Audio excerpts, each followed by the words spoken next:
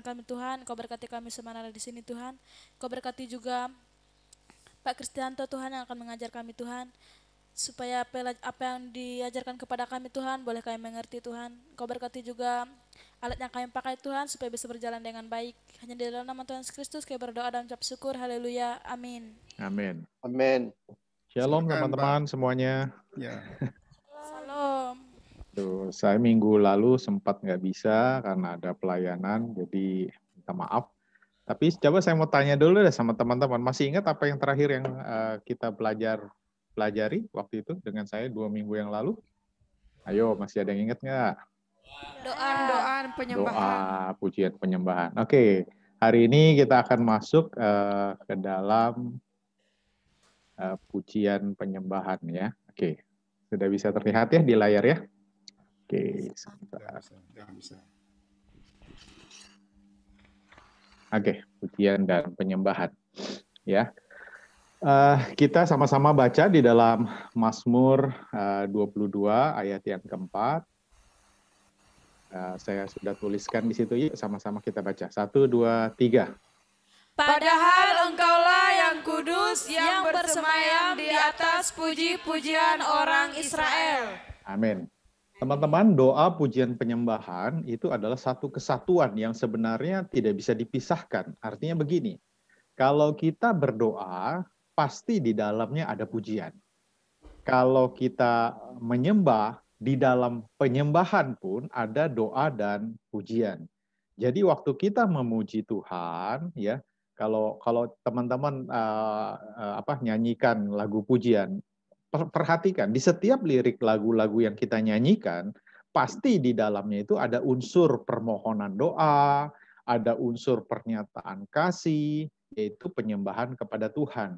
Jadi itu merupakan satu kesatuan yang tidak bisa dipisahkan, doa, pujian, dan penyembahan. Itu sebabnya di Mazmur 22 ayat 4, karena engkaulah yang kudus, yang bersemayam di atas puji-pujian umat Israel. Bukankah kita adalah umat-umat Israel rohani? Katakan amin. Nah, jadi kalau kita adalah umat Israel secara rohani, Israel secara rohani, maka waktu kita memuji Tuhan, perhatikan baik-baik ayat firman Tuhan katakan, Tuhan bersemayam di atas puji-pujian kita. Tuhan bertahta, Tuhan hadir di dalam pujian penyembahan kita. Itu sebabnya waktu kita memuji, menyembah Tuhan, berdoa, memuji, menyembah Tuhan, maka kita akan merasakan kehadiran. Nah, yang utama pada waktu kita memuji Tuhan adalah kita mengundang hadiratnya. Hadirat Tuhan itu yang harus kita bisa rasakan.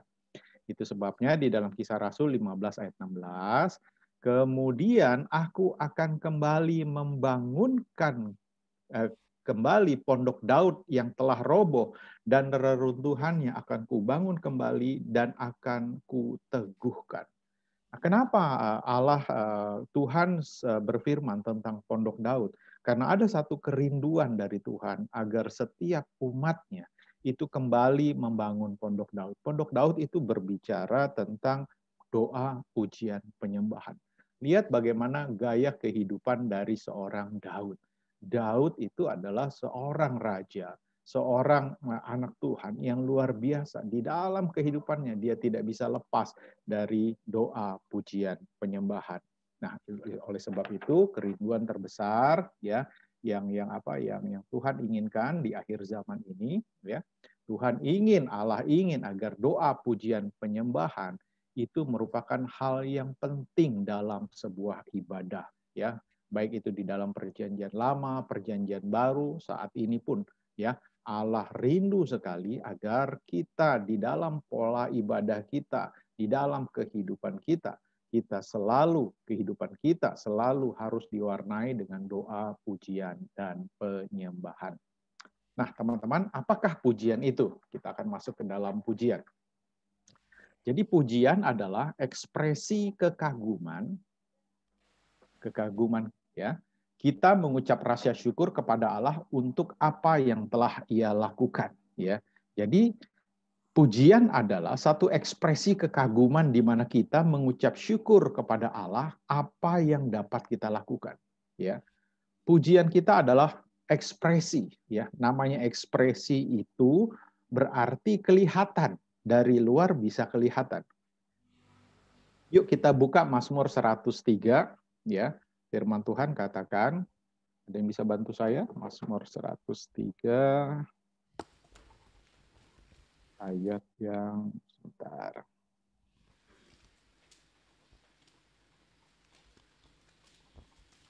Ayat yang pertama. Mazmur pasal yang ke-103 ayat yang pertama. Perikop di atas, pujilah Tuhan hai jiwaku. Dari Daud. Pujilah Tuhan hai jiwaku, pujilah namanya yang kudus hai segenap batinku. Pujilah, ya, kalau kita baca nanti teman-teman ada kesempatan baca ya 103 semuanya, ya. Pujilah Tuhan hai segenap batinku, ya. Dia yang menebus aku, dia yang memahkotai aku, dia yang membuat ini, dia yang telah membebaskan, dia yang telah memberkati. Karena itu pujilah Tuhan, ya. Keseluruhan dari ayat Mazmur 103 ini, ya, adalah bentuk ekspresi yang Daud katakan, ya. Jadi memang Tuhanlah yang layak dipuji, hanya Dialah yang layak kita puji. Kenapa? Karena Dia besar, Dia ajaib. Untuk itulah kita layak untuk memuji Tuhan, ya. Nah, pujian merupakan satu ekspresi karena kita nggak bisa memuji tanpa ekspresi, benar nggak? Kalau teman-teman punya punya kekaguman pada seseorang, ya, teman-teman akan memuji orang tersebut, tentu saja mimik, gerak tubuh teman-teman akan bereaksi, akan berekspresi, ya. Jadi ekspresi itu adalah manifestasi di mana ada satu luapan perasaan hati kita. Misalnya orang dalam kekaguman misalnya pada seseorang, pasti dia akan meluapkan, tangannya bergerak, mimik mukanya tersenyum, ya. Kalaupun marah pun kelihatan mimik mukanya. Jadi itulah ekspresi. Nah, ekspresi itu kan lahir dari sebuah spontanitas, ya. Nggak ada orang yang ngajarin kita, kalau kita kagum atau suka sama seseorang, kamu harus begini, bibir kamu harus seperti ini, mata kamu harus, kan nggak ada yang ngajarin. Itu akan keluar dengan sendirinya. Itu menjadi spontanitas. Nah, begitu juga halnya kita dengan Tuhan, ya. Jadi ekspresi kita sama Tuhan, ya, kita bisa waktu kagum kita mungkin bisa bertepuk tangan, ya. Waktu kita merasakan ada satu rasa hormat kepada Tuhan, kita mengangkat tangan, ya. Waktu kita bersuka cita, kita bisa menari-nari. Nah, itu adalah ekspresi kita di dalam memuji. Itulah pujian, ya. Jadi itu hal yang keluar dari diri kita dan bisa dilihat dan kelihatan. Nah, berikutnya adalah bagaimana cara kita memuji Tuhan? Yang pertama dengan suara kita. Ya, nanti di Mazmur 100, ya, Mazmur 47 ayat 1, Mazmur 66 ayat 8, ya. Sangat jelas sekali di situ dikatakan, ya, bahwa dengan suara kita bisa bersorak-sorai, kita bisa bernyanyi, kita bisa berkata-kata dengan kata-kata pujian yang spontan keluar, ya. Kita bisa saja berteriak haleluya, ya kan, puji Tuhan dan sebagainya, ya. Itu dengan suara. Nah, bagaimana cara kita memuji Tuhan? Dengan tangan kita. Dengan tangan kita, ya, ayatnya ada di sana di Mazmur 63 ayat 4, Mazmur 47 ayat 1, Mazmur 149 ayat 3, teman-teman bisa catat, ya. Dengan mengangkat tangan, ya, kita bisa lakukan, ya. Kita bisa bertepuk tangan, ya. Dengan tangan juga kita bisa memainkan alat-alat musik, ya. Untuk apa? Untuk kita mengekspresikan cara memuji Tuhan, ya, dengan tangan. Pertama dengan suara, dengan tangan kita, ya. Kemudian dengan apa lagi? Dengan tubuh kita. Ya, ayatnya di sana ada Mazmur 135 ayat 2, Mazmur 149 ayat 3, Mazmur 95 ayat ke-6, ya. Kalau misalnya kita kedatangan seorang tamu, ya, yang terhormat, contoh misalnya Pak Presiden datang nih ke Wisok, apa yang kita lakukan? Kita akan duduk atau kita akan berdiri?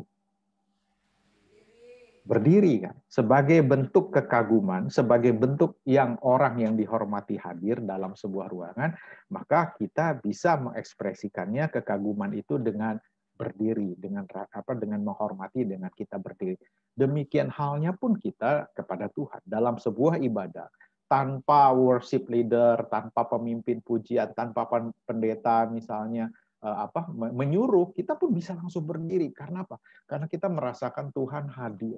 Ya, hadiratnya begitu kuat, ya, kita menghormati Tuhan, kita bisa berdiri. Nah, itu dengan tubuh kita, ya. Kita juga bisa menari-nari, ya. Kita juga bisa melompat karena sukacita, ya.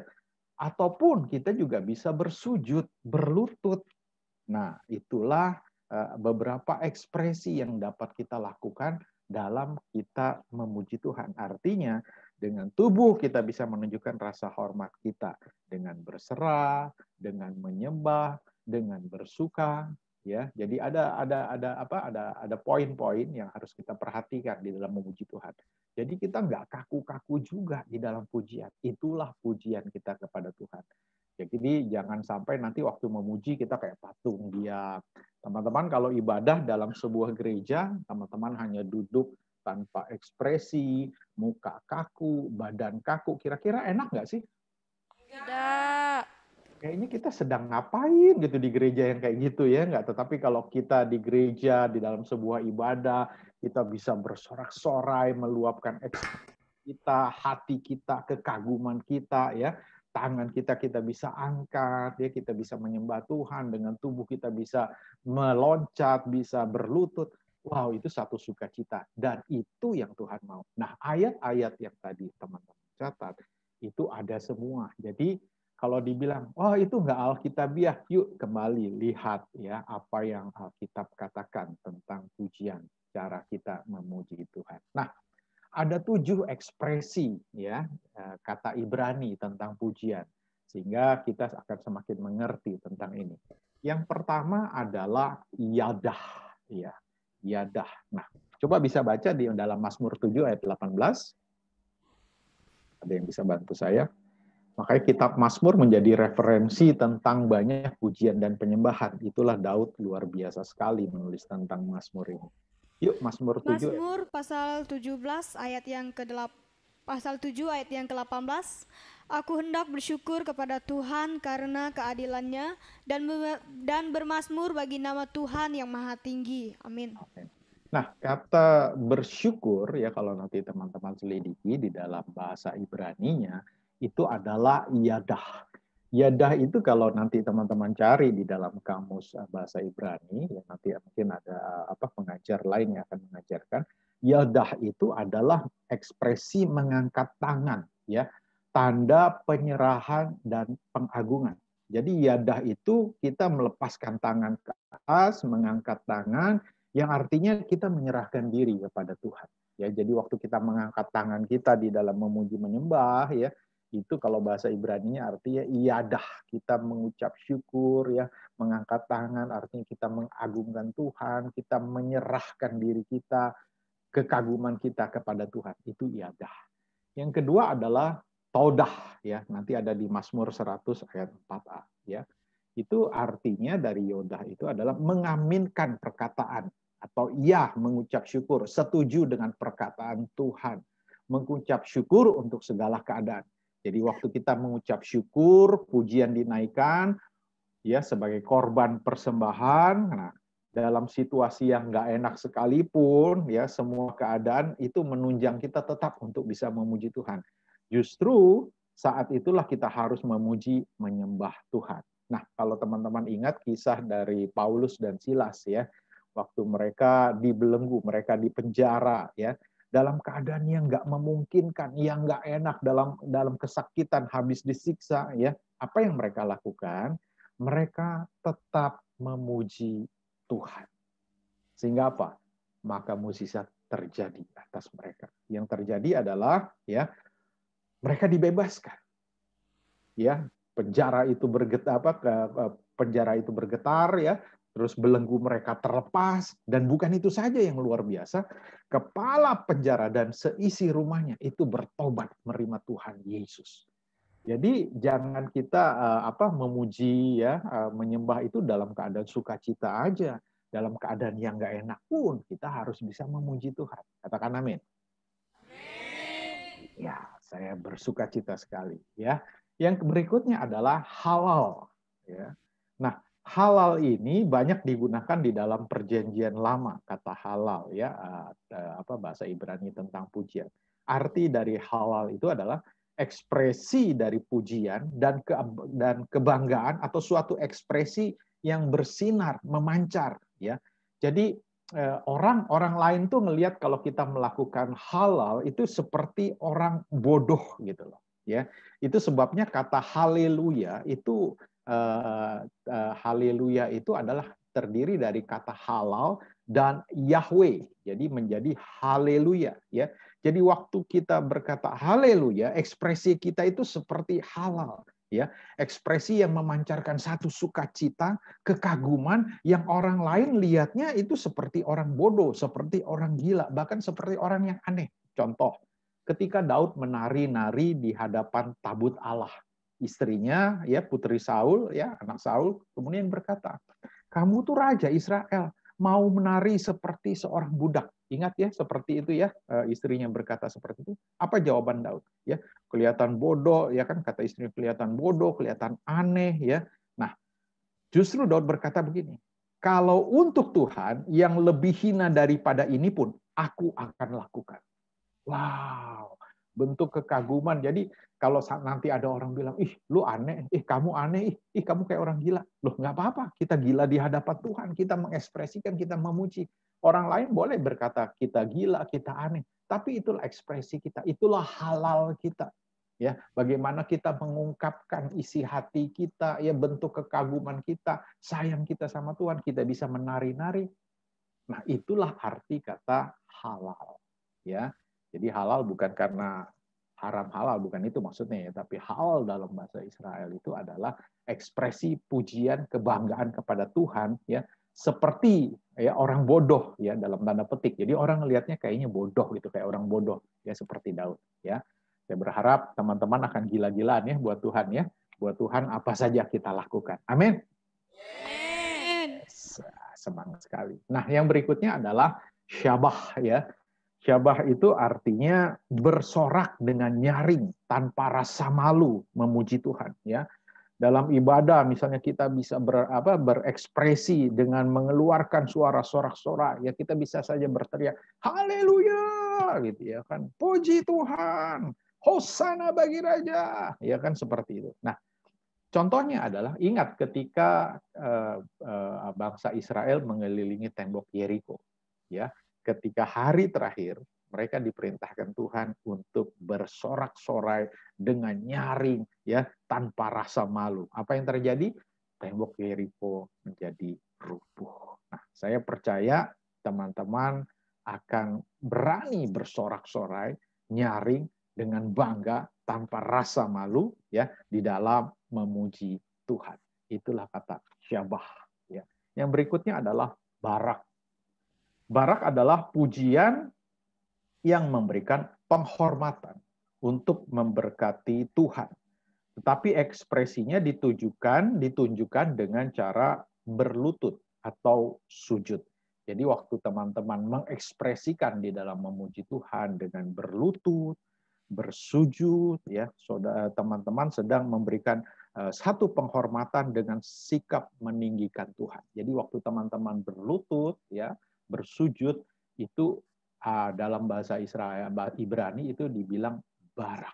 Ya, kita memberikan satu sikap, ya, memberikan pujian dengan cara kita berlutut. Artinya kita memberikan penghormatan, meninggikan Tuhan. Jadi boleh nggak berlutut? Boleh. Ya, saya beberapa kali dalam sebuah ibadah, ya, ketika merasakan hadirat Tuhan yang begitu kuat, kasih Tuhan yang begitu kuat, ya, apa dalam sebuah seminar, saya kadang-kadang mengajak jemaat untuk yuk kita berlutut di hadapan Tuhan, kita hormati Dia. Kita ini sebagai ciptaannya, gitu ya kan, kita mengagumi Dia, menghormati Dia. Wah, berlutut itu hal yang luar biasa, ya. Jadi jangan ragu untuk berlutut, ya. Yang berikutnya adalah zamar. Ya, zamar mengekspresikan pujian dengan menggunakan alat-alat musik, ya. Ya bisa dengan semua alat musik, ya, gendang, kecapi, apapun itu bisa teman-teman lakukan, ya. Ayat-ayatnya bisa teman-teman catat juga di dalam catatan teman-teman, nanti bisa jadi referensi ya. Jadi waktu dulu kan digunakan kecapi, sekarang boleh pakai gitar ya.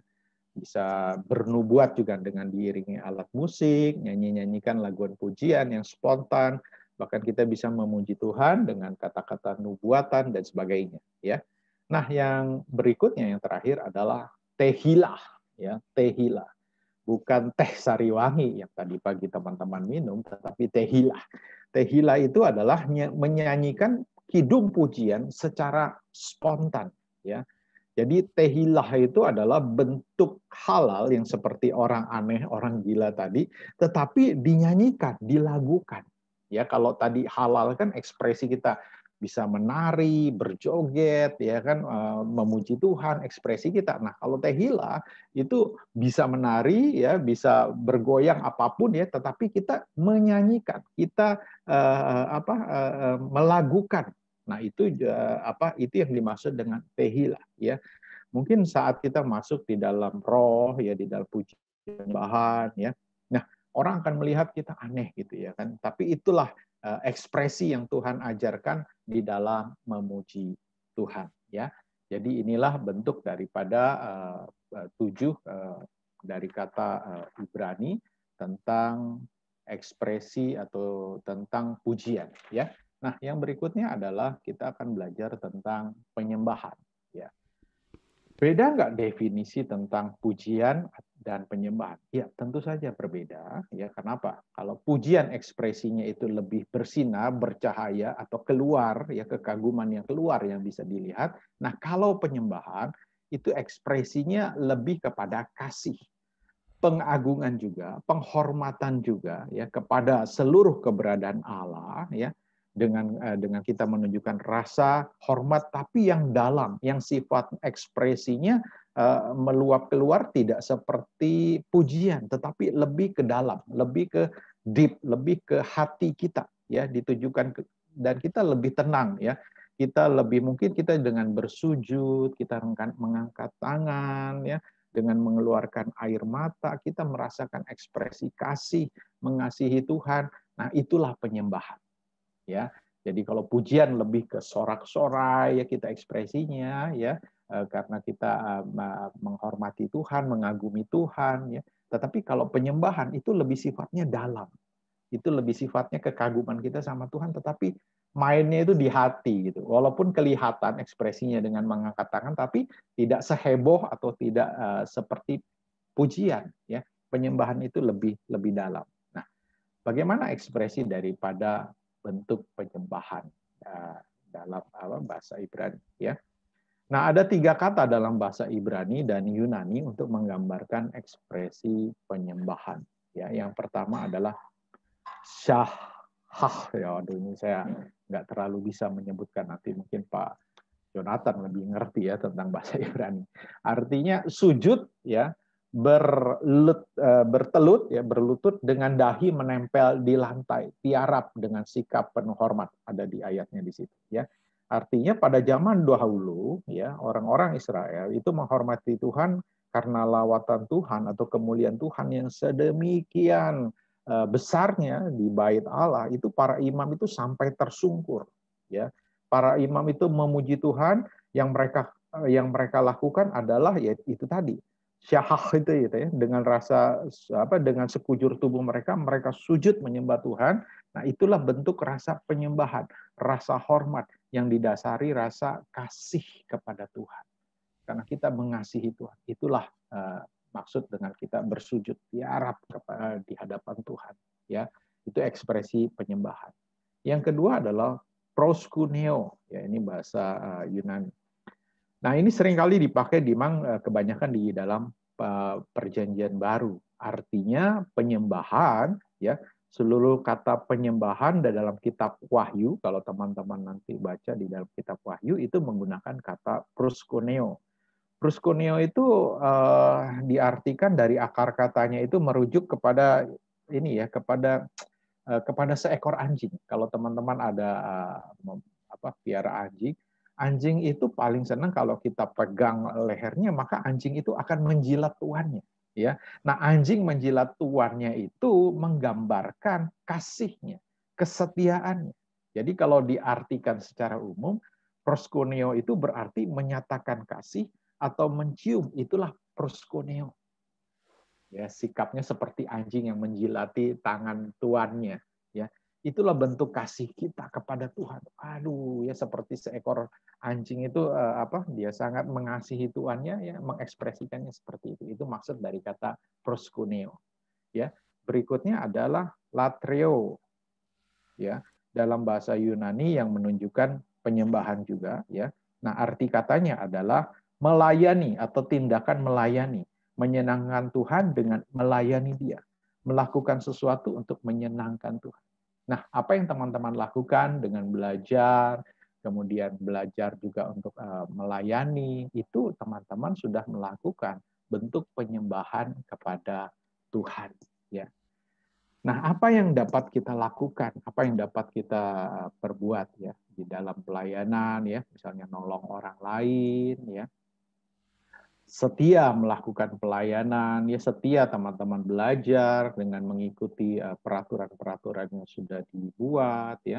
Bentuk dari kalian melayani itu bukan karena takut dihukum, takut dikeluarkan, tetapi kalian lakukan itu sebagai didorong oleh rasa kasih, ya. Karena apa? Karena kalian mengasihi Tuhan Yesus. Nah, itulah bentuk pelayanan yang sesungguhnya. Jadi, menyembah dalam arti umum adalah mengasihi Tuhan, menyatakan kasih apa saja yang dapat kita lakukan, ya. Kita wujudkan dengan pernyataan kasih kita kepada Tuhan. Jadi apapun yang teman-teman lakukan, ya, baik itu misalnya hal-hal yang sepele aja lah, ya, nyapu kamar, bersihin kamar, ya, kalian sedang melayani dan apa yang kalian lakukan semuanya sebagai bentuk kasih kalian kepada Tuhan. Jadi kalau itu kalian tangkap dengan perasaan atau dengan hati, pengertian yang dalam, jadi segala sesuatu apapun yang kita lakukan semuanya buat Tuhan. Sehingga apa?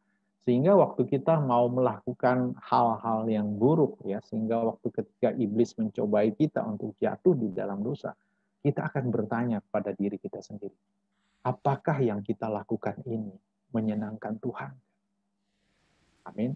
Nah, kalau kita sampai sejauh itu bisa memahami tentang ekspresi kita di dalam penyembahan, di dalam memuji, maka saya percaya ketika kita semakin intim dengan Tuhan, semakin dalam dengan Tuhan, maka perbuatan daging atau dosa itu kita akan semakin bisa jauh. Itu sebabnya saya berapa kali kan bilang, yuk kasih makan roh, jangan kasih makan daging. Dengan apa? Dengan kebenaran firman Tuhan. Amin. Yes. Amin. Nah, berikutnya adalah yang terakhir ini adalah prinsip dalam menyembah Tuhan. Kita buka sama-sama Yohanes 4 ayat 23 sampai dengan 24. Yang bisa bacakan.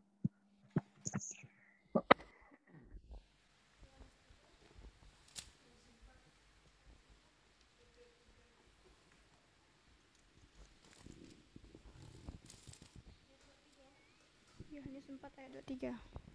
Sampai 24 ya. Yohanes pasal 4 ayat yang ke-23 sampai yang ke-4. 24. Tetapi saatnya akan datang dan sudah tiba sekarang bahwa penyembah-penyembah benar akan menyembah Bapa dalam roh dan kebenaran. Sebab Bapa menghendaki penyembah-penyembah demikian. Allah itu roh dan barang siapa menyembah Dia harus menyembahnya dalam roh dan kebenaran. Amin. Amin. Coba saya mau tanya kepada teman-teman semua. Apa sih yang dimaksud dengan menyembah Allah dalam roh dan kebenaran?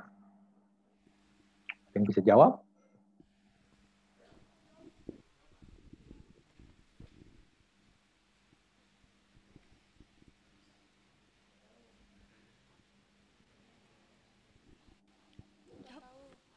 Nah, nggak tahu. Sekarang saya tanya, semua ada yang belum dibaptis oleh Roh Kudus? Semua bisa bahasa roh? Ada yang belum bisa bahasa roh? Ada. Oh, ada. Oke, ya nanti teman-teman misalnya ada di sana ada Erik, ada siapa lagi? Ada selain Erik siapa? Satu lagi? nggak ada, cuma Ko Erik. Cuman Ko Erik. Ko Erik, nah nanti teman-teman yang lain di sana nanti bisa bantu ya teman-teman untuk bisa mengerti tentang baptisan Roh Kudus ya, tentang berbahasa roh. Kenapa? Karena ini penting banget ya.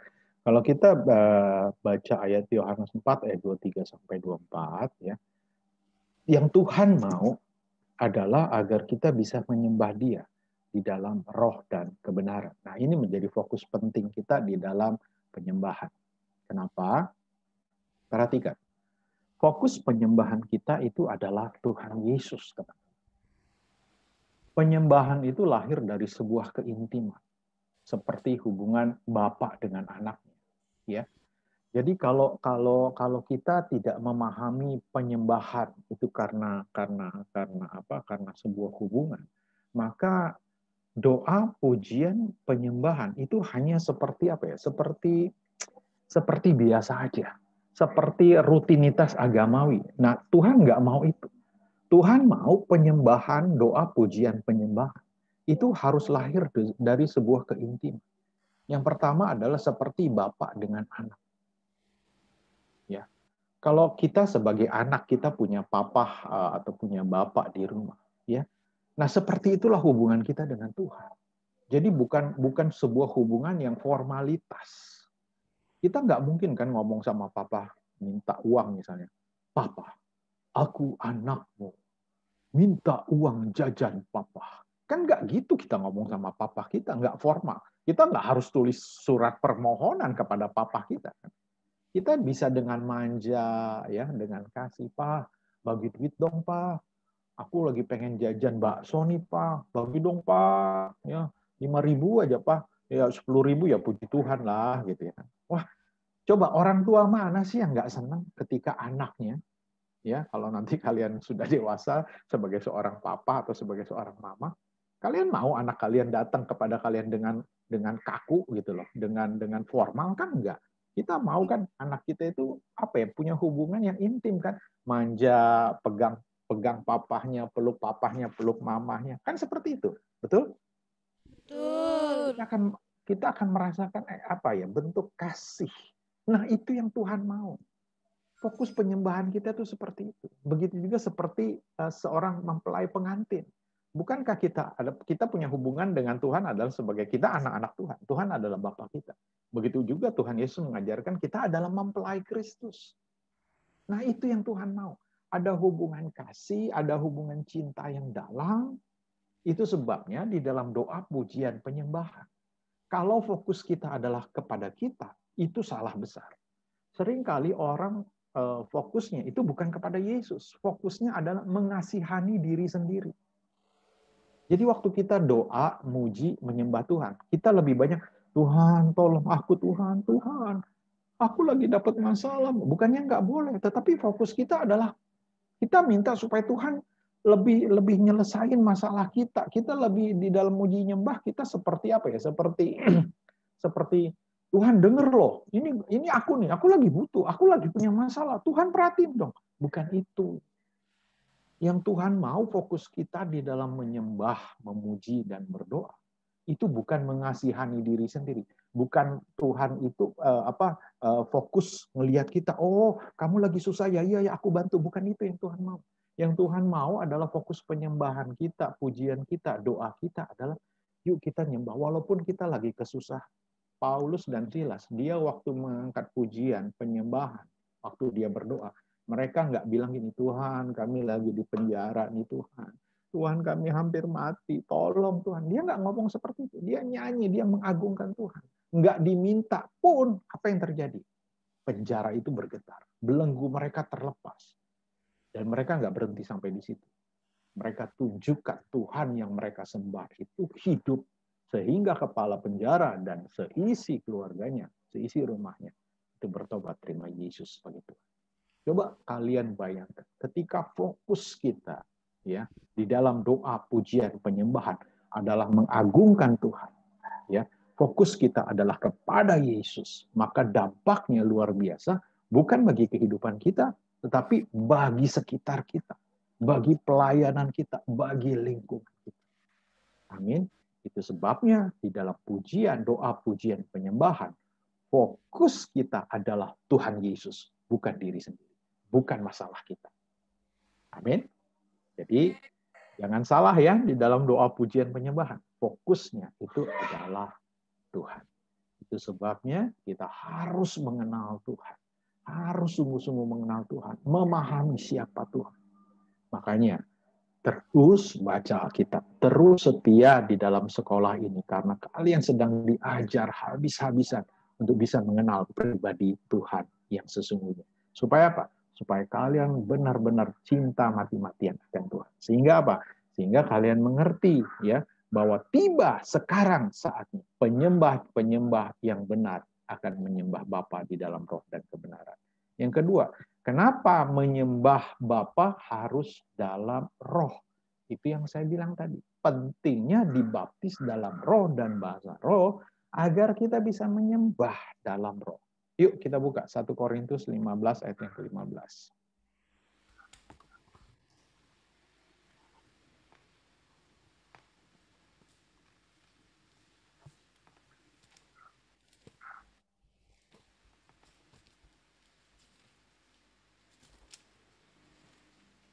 Ada yang bisa bacakan? 1 Korintus 15. 1 Korintus pasal yang ke-15 ayat yang ke-15. Lebih daripada itu kami ternyata berdusta terhadap Allah. Sorry.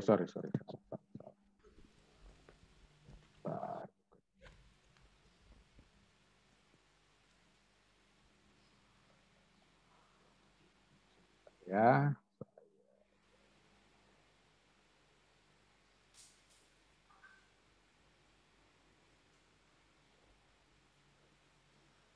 Satu Korintus 14, sorry. 1 Korintus 14 ayat yang ke-15. 1 Korintus 14 ayat yang ke-15. Jadi apakah yang harus kubuat? Aku akan berdoa dengan rohku, tetapi aku akan berdoa juga dengan akal budiku. Aku akan menyanyi dan memuji dengan rohku, tetapi aku akan menyanyi dan memuji juga dengan akal budiku. Ya. Amen. Jadi Paulus berkata, aku akan berdoa dengan rohku. Aku akan berdoa dengan akal budiku. Lalu aku akan menyanyi dengan rohku. Lalu aku akan menyanyi dengan akal budiku. Jadi ada dibedakan dua. Menyanyi dengan roh, menyanyi dengan akal budi. Ya. Nah, menyanyi dengan akal budi sering kita lakukan melalui lagu-lagu yang kita bisa mengerti. Ya, seperti teman-teman menyanyi lagu pujian, lagu penyembahan. Perhatikan.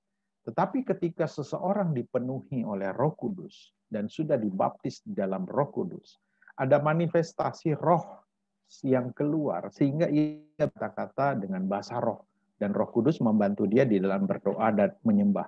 Itu sebabnya di dalam pujian penyembahan, ya, ketika orang sudah dibaptis di dalam roh, makanya seperti yang Paulus bilang, ada nyanyian dalam akal budi, yaitu dengan bahasa yang bisa dimengerti, tetapi Paulus bilang aku juga bisa menyanyi dalam roh.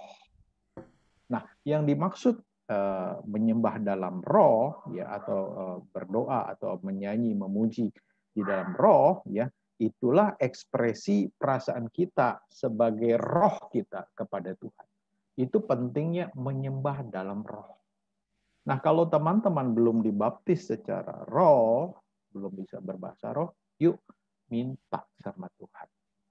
Saya nggak tahu sudah banyak belajar tentang baptisan Roh Kudus belum? Berbahasa roh. Sudah, ya.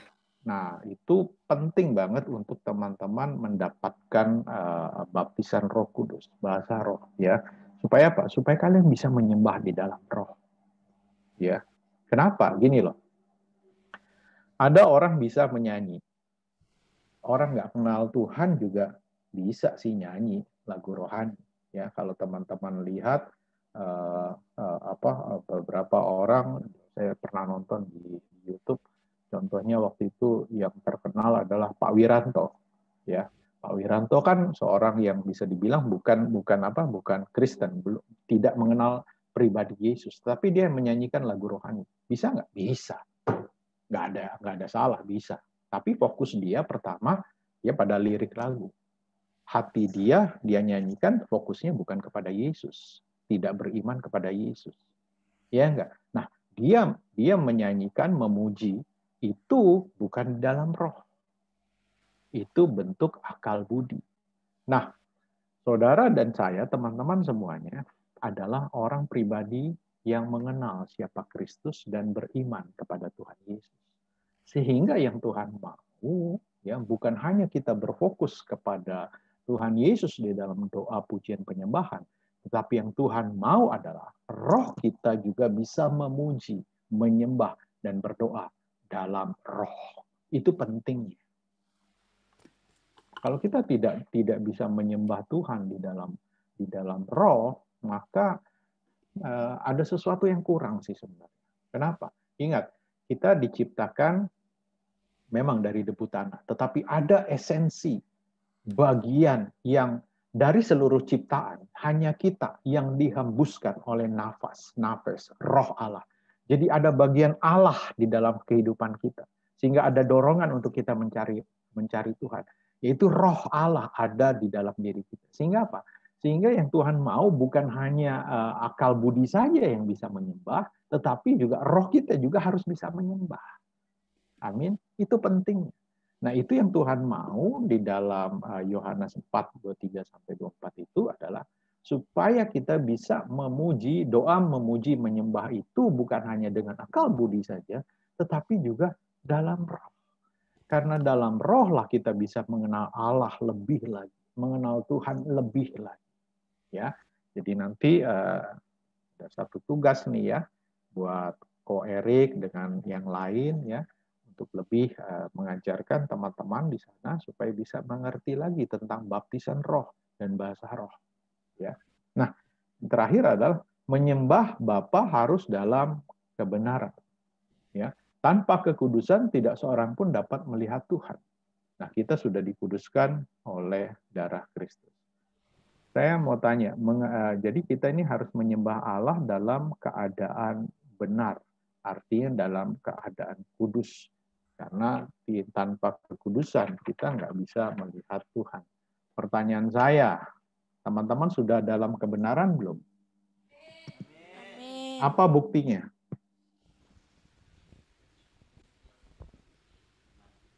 Apa buktinya teman-teman sudah ada dalam kebenaran? Teman-teman semuanya sebagai orang yang benar bukan? Iya. Ya Pak, Buktinya apa? karena Yesus sudah menebus kita dengan darahnya di kayu salib. Yes. Itu penting ya. Itu harus dipahami. Jadi begini. Allah memandang kebenaran kita itu bukan dari perbuatan kita. Perhatikan baik-baik. Allah memandang kebenaran di dalam diri kita itu bukan karena perbuatan kita. Tetapi Allah memandang kebenaran di dalam hidup kita karena Kristus yang ada di dalam hidup kita. Kristuslah kebenaran. Kalau teman-teman menerima Yesus sebagai Tuhan dan Juru Selamat dan mengundang Yesus hadir masuk di dalam kehidupan teman-teman, maka firman Tuhan bilang Allah itu memandang kebenaran Kristus di dalam teman-teman. Pastikan ada Kristus di dalam kehidupan saudara. Apa artinya ada Kristus di dalam kehidupan kita? Tuhan Yesus sebelum terangkat ke surga, dia bilang, aku akan mengirimkan roh penolong. Seorang penolong, yaitu roh kudus. Pertanyaannya, roh kudus itu bertahta nggak di dalam hati dan kehidupan teman-teman? Apa arti bertahta? Bertahta itu menguasai seluruh hidup kita. Hidup kita bukan untuk kita lagi, hidup kita untuk Tuhan. Nah, roh kuduslah yang membantu kita, menuntun kita, mengajar kita untuk ada di jalur kebenaran itu. Nah, itu sebabnya yang tadi saya balik lagi. Kenapa kita harus menyembah di dalam roh tadi? Kenapa kita harus dibaptis oleh Roh Kudus? Kenapa kita harus berbahasa roh? Agar kita tidak dikuasai lagi oleh pikiran kita, oleh kehendak kita. Tetapi yang Tuhan mau adalah hidup kita seluruhnya dipimpin, dituntun oleh Roh Kudus. Itu sebabnya penting banget kenapa kita harus dibaptis oleh Roh Kudus. Penting banget kita harus berbahasa roh. Supaya apa? Karena itulah yang akan menuntun kita di dalam kebenaran. Sekali lagi, Allah memandang kebenaran di dalam hidup kita bukan karena perbuatan kita, tetapi karena Kristus telah mati untuk kita. Dan hidup kita dipimpin penuh oleh Roh Kudus di dalam kebenaran. Jadi jangan berusaha teman-teman untuk melakukan perbuatan agar teman-teman layak untuk kudus. No, teman-teman melakukan perbuatan supaya kudus itu salah. Tapi yang harus teman-teman lakukan adalah menerima Roh Kudus yang akan menuntun teman-teman. Apapun yang kalian lakukan bukan untuk kudus, tetapi karena bentuk kalian mengasihi Tuhan Yesus, menyatakan kasih kepada Tuhan Yesus. Apa yang kalian lakukan itu karena kalian mengasihi Tuhan dan kalian sudah dikuduskan oleh darah Kristus. Jadi ketika kita memahami penyembahan itu, pertama, fokus kita kepada Tuhan Yesus. Bahwa kita harus menyembah Dia di dalam roh. Dan kita harus hidup di dalam kebenaran. Itulah yang Tuhan mau di dalam doa, pujian, penyembahan. Kenapa? Karena dampaknya itu buat kita. Itu akan mendukung pertumbuhan rohani teman-teman. Teman-teman akan mengalami pengurapan Roh Kudus. Dan itu akan memelihara keintiman kita dengan Tuhan. Jadi, dampak daripada doa, pujian, penyembahan, pertama, untuk pertumbuhan kerohanian teman-teman akan selalu naik, dan kalian akan mengalami pengurapan Roh Kudus. Manifestasi Roh Kudus akan dinyatakan di dalam kehidupan kalian untuk membantu kalian ya di dalam pelayanan kalian, dan itu akan memelihara keintiman, hubungan keintiman teman-teman dengan Tuhan.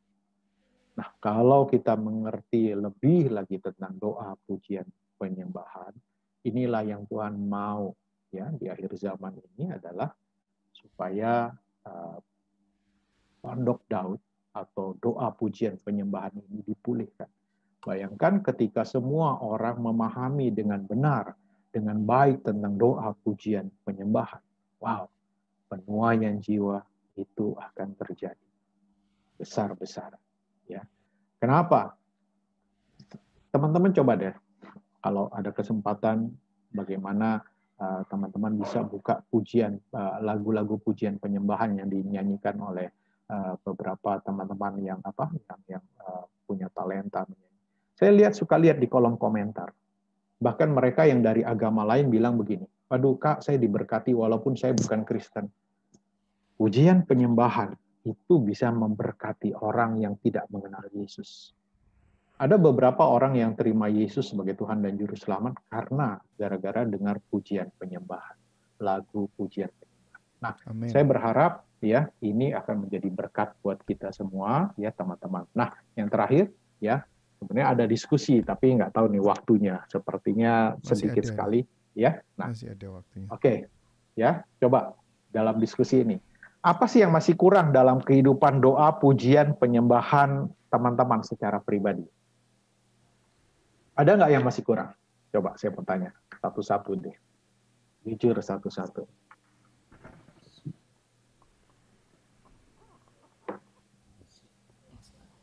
Apa? Apa-apa dong, jangan malu, jangan takut salah. Kita sama-sama belajar di sini. Jadi jangan pernah merasa saya begini, nggak usah malu. Yuk, apa? Ada Pak, doanya kurang pas Pak. Kurang pas, contohnya gimana ini kurang pas? Ayo. Enggak, maksudnya kan Pak, misalnya malam ini doanya minta kesembuhan, besok lagi minta kesembuhan, enggak pernah berubah gitu Pak. Jadi fokusnya sama diri sendiri ya? Iya Pak. Itu harus dirubah. Ya. Doa tidak lagi berfokus pada diri sendiri, tetapi pada Tuhan. Ya. Iya Pak. Tuhan tahu kan apa yang sebenarnya kita butuhkan, ya enggak? Tapi yang Tuhan mau, yuk fokusnya sama Tuhan. Ya bukan nggak boleh kita minta doa kesembuhan, boleh. Ya, tetapi ketika kita meninggikan Dia, ya kita mempercayakan kepada Tuhan, ya kita mengagumi Tuhan di dalam doa, pujian, penyembahan. bahkan apa yang belum kamu minta, ya, itu Tuhan tiba-tiba berikan. Ya, jadi sekali lagi fokus di dalam doa pujian penyembahan ya, atau di dalam doa jangan pada diri kita ya, tetapi pada Yesus. Yang lain, apalagi kekurangan. Kekurangannya biasa pengen nyembah tiap malam gitu kan Pak, tapi kadang malas. Tapi pengen, tapi malas gitu. Dagingnya lebih kuat ya daripada roh ya. Memang firman Tuhan bilang daging itu makanya jangan kasih porsi dagingnya banyak gitu loh. Ya nggak, kita harus lawan ya. Karena kalau kita nggak lawan ya makin besar kita kasih makan daging ya makin males, kita harus dilawan gitu loh ya. Jadi memang salah satu yang kendala yang paling utama adalah kemalasan. Ya, nah itu yang harus kita lawan. Ya, makanya kita harus lebih dalam mengerti tentang keintiman dengan Tuhan itu. Gitu. Kalau kita punya pemahaman yang dalam tentang keintiman dengan Tuhan, aduh rasa malas itu bisa dikalahkan kok. Karena kita tuh pengennya deket sama Tuhan, ngobrol sama Tuhan, curhat sama Tuhan, pengen muji Dia, pengen merasakan hadirat Tuhan yang besar. Nah, itu harus ada kerinduan ke situ gitu. Jadi jangan kita mau memuji Tuhan itu pertama takut Tuhan nanti marah ya, bukan itu gitu loh. Aduh, aku lagi ada masalah nih, aku pengen muji Tuhan nih, atau supaya terlihat rohani, bukan itu tujuannya. Kembali lagi fokusnya bukan pada hal-hal yang seperti itu. Fokusnya karena kita mengasihi Tuhan, kita punya hubungan. Ya, jadi perbaiki dulu hubungan kita dengan Tuhan, ngerti dulu. Ya. Yang lain kekurangannya apa lagi? Ayo jujur. Kayaknya yang lain udah hebat-hebat nih kayaknya. Ayo dong, nggak apa-apa. Kita akuin dong. Ya, ya Pak. Saya akan kembali ke Singkawang bulan Januari. Nanti akan adakan ibadah kepenuhan Roh Kudus dengan angkatan 1 dan angkatan 2 yang masih ada, dan mungkin di salah satu cabang yang baru kita di sekitar Singkawang. Puji Tuhan, Pak. Yang kedua, Pak, kita dalam tanda kutip train anak-anak kita itu 2 kali sehari, jam 5 pagi sama jam 5 sore untuk PPW, Prayer, Praise and Worship. Jadi mungkin Desi seperti tadi itu malam ngantuk atau capek atau males, tapi 2 kali sehari kita dalam tanda kutip agak dipaksa untuk melakukan PPW. Iya, betul. Memang harus dipaksa sih, Pak. Awalnya memang harus dipaksa dulu gitu. Sampai nanti lahir dari kesadaran diri sendiri seperti itu, ya. Oke, yang lain teman-teman, ayo. Kekurangan apa lagi? Jadi jangan gini juga ya. Pujian penyembahan itu, aduh, Pak, aku nggak bisa main gitar. Pujian penyembahan itu nggak tergantung dari alat musik loh, ya. Jangan seperti itu. Oke, gimana? Tadi ada yang mau ngomong? Kekurangannya penyembahan, Pak. Kalau mau penyembahan tuh suka ngantuk, capek. Iya. Suka ngantuk, capek. Nah, waktu lagi nggak capek, lagi nggak ngantuk, ada keinginan untuk memuji menyembah nggak, coba? Ada, cuma rasa malas. Pertama alasannya. Pak, saya mau share sedikit juga. Kalau pengalaman saya, itu adik-adik juga ya. Kalau saya itu berusaha untuk seperti saat teduh gitu ya. Saat teduh itu pada jam tertentu itu. Jadi misalkan jam 3 atau jam 4 pagi gitu. Lalu setiap jam 3, jam 4 pagi itu seperti Tuhan itu membangunkan gitu. Dan kalau itu dibangunkan gitu, rasanya juga memang kadang-kadang waduh masih mau tidur lagi, apalagi kalau dingin ya. Kalau dingin, cuaca dingin begitu. Tapi ya itulah, jadi kita harus memaksakan. Tapi kalau sudah jamnya ya, kalau sudah diatur jamnya begitu, tetap gitu, jadi ada disiplin gitu. Jadi ini saya anjurkan juga adik-adik, pilih jam di mana Anda itu bersaat teduh gitu. ya kita paksakan dan memang akhirnya juga bisa dilakukan demikian gitu. Jadi itu kalau sharing saya, tiap orang memang lain-lain ya Pak. Jadi jamnya kapan itu, tapi kalau bisa ada waktu yang tertentu yang kita sudah disiplin itu. Kadang-kadang ngantuk, kadang-kadang capek, mau pingin tidur lagi gitu, tapi kita paksakan dan ya namanya penyalipan tubuh ya, penyalipan daging ini ya.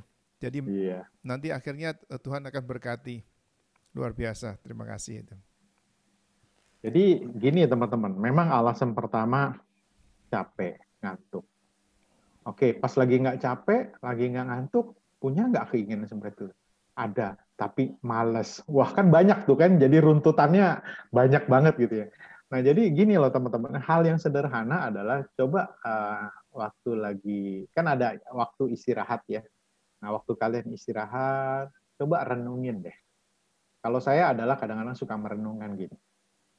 Apa sih kebaikan Tuhan yang sudah Tuhan berikan dalam hidup kita? Coba renungkan yang dalam. Teman-teman tahu nggak? Beberapa mungkin yang ada di rumah sakit, mereka yang harus dibantu oleh tabung oksigen untuk bisa bernapas. Satu tabung oksigen itu harganya berapa? Dan mereka harus bayar itu. Teman-teman bisa narik napas sekarang. Itu bayar apa enggak? Enggak. Dan itu Tuhan berikan gratis buat kalian. Kalian bisa makan, sementara ada orang-orang yang nggak bisa makan, nggak punya uang. Kalian nggak punya uang tapi bisa makan, tapi ada orang nggak punya uang nggak bisa makan. Kalian bisa duduk manis dengan atap yang tertutup, dengan baju yang bagus. Ada beberapa orang yang tidak seberuntung kalian. Coba perhatikan. Coba renungkan. Apa yang sudah Tuhan lakukan? Hal-hal kecil. Nah, waktu kita ngerenung, aduh Tuhan baik banget ya. Yang paling gampang buat saya, Kak, saya nggak bisa nyanyi, saya nggak bisa main musik, itu jangan dijadiin alasan. Teman-teman kalau punya handphone, punya tape atau punya apapun, putar aja lagu rohani. Ya enggak? Nah, waktu putar lagu rohani, dengarkan, ikut memuji, menyembah, resapi setiap kata-kata lagu-lagu itu, kemudian kalian ikut menyanyi, ya, menyanyi bukan karena akal budi, tetapi menyanyi karena apa ya? Karena hati teman-teman gitu begitu mengasihi Tuhan. Nah, itu pun sudah teman-teman sudah bisa doa, memuji, menyembah. Itu yang tadi saya bilang. Ya, kadang saya lagi di kendaraan umum, saya pakai headset seperti ini, putar lagu rohani di bus atau naik kendaraan. Ya, lagi nggak ada masalah yang saya cerita. Tapi dengar lirik lagu itu, kemudian hati saya bergetar. Tiba-tiba saya bilang, aduh Tuhan baik banget ya. Lihat orang di jalan, tidak seberuntung saya. Saya cuma bilang ini, aduh Tuhan, kau baik banget. Walaupun aku nggak punya apa-apa gitu, tapi Tuhan pelihara dengan luar biasa. Itu kita bisa sampai apa ya? Sampai sedih itu bukan karena sedih karena punya masalah, tapi sedih itu ada satu rasa luapan sukacita karena Tuhan tuh sayang banget sama kita, sama saya. Gitu. Sampai akhirnya saya cuman di dalam hati saya sambil merem gitu ya di kendaraan umum atau lagi naik kendaraan, saya cuman bisa, aduh Tuhan baik banget. Saya menyembah. Apalagi kalau lagi naik kendaraan di motor gitu ya, wah, berbahasa roh aja kan, pakai helm kan nggak kelihatan gitu ya, nggak, ya kita menyembah aja. Apalagi kalau lagi misalnya ngebut gitu, wah haleluya, ya biarin aja, sebelah mau dengar nggak dengar juga bodo amat gitu, tapi kita bisa memuji. Jadi menyembah, memuji, doa, muji, menyembah memang bisa mendisiplinkan dengan waktu yang tadi seperti Pak David bilang ya, kita disiplin waktu subuh bisa seperti itu. Tapi tidak ada gini loh, doa, pujian, penyembahan itu sebenarnya harus jadi gaya hidup kita. Dan itu bukan jam-jam tertentu. 24 jam hidup kita harus seperti itu.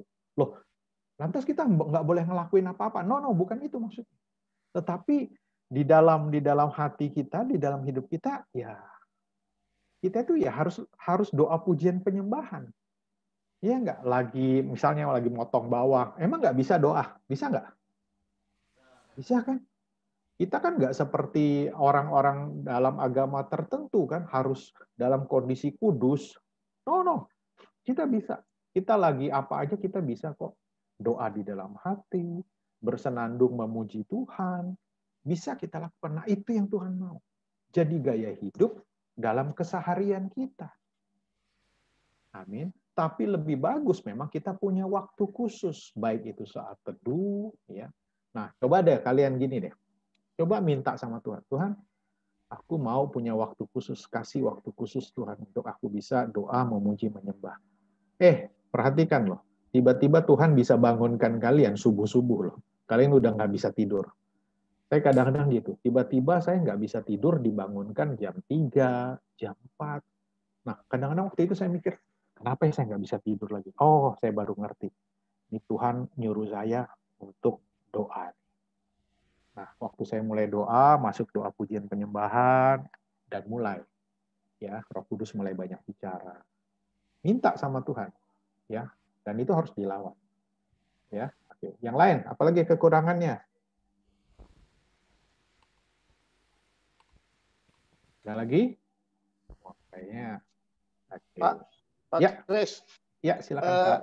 Waktu khusus itu sudah kita sediakan untuk setiap siswa. Jam 5 sampai 6 pagi dan 5 sampai 6 sore. Ya. Pada waktu itu mereka pertama putar-putar di jogging track sambil praise and worship ya. Ya, bagus itu. Nah, itu masuk ke tempat mereka masing-masing pribadi baca Alkitab. Kita larang mereka itu pegang sendok, pegang pisau, tidak boleh kerja, tidak boleh pegang pel, tidak boleh nyapu. Karena waktu itu 5 sampai 6 pagi sama 5 sampai 6 sore itu khusus untuk Tuhan. Jadi kita sudah latih mereka itu 2 kali sehari, tiap hari. Nah, puji Tuhan. Nah, kalau sudah ada seperti itu, nah, kalian lakukan itu, jangan menjadi sebuah rutinitas. Sekali lagi. Ya, melakukan itu dasarnya bukan karena, peraturannya begini. Gitu loh. Kalau enggak nanti dihukum, didisiplinin. Apa yang kalian lakukan tadi yang seperti saya bilang, yang kita lakukan karena kita mengasihi Tuhan, itu dasarnya. Waktu kita melakukannya karena kita mengasihi Tuhan, maka ada satu sukacita. Ngerti ya, teman-teman ya? Jadi lakukan dengan sukacita karena kita mengasihi Tuhan. Oke, sampai di sini dulu. Pak Yusak sudah hadir. Saya kembalikan kepada Pak David. Silakan Pak. Kita tutup dengan doa. Salah satu adik-adik silakan berdoa.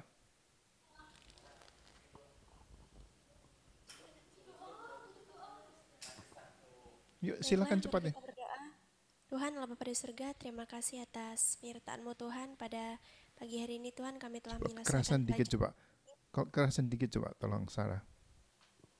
Tuhan, terima kasih atas penyertaan-Mu Tuhan pada pagi hari ini kami telah menyelesaikan pelajaran kami Tuhan yang diberikan oleh Pak Kristianto Tuhan. Kiranya setiap pelajaran Tuhan yang kami terima dapat kami serapi Tuhan, dapat kami simpan Tuhan dalam pikiran kami Tuhan. Engkau memberkati Tuhan Pak Kristianto Tuhan yang mengajar kami, Engkau berikan dia kesehatan Tuhan, berkati setiap usaha pekerjaannya, keluarganya Tuhan, hamba-Mu serahkan ke dalam tangan Tuhan. Terima kasih Tuhan Yesus, kami berdoa mengucap syukur ya, amin. Amin.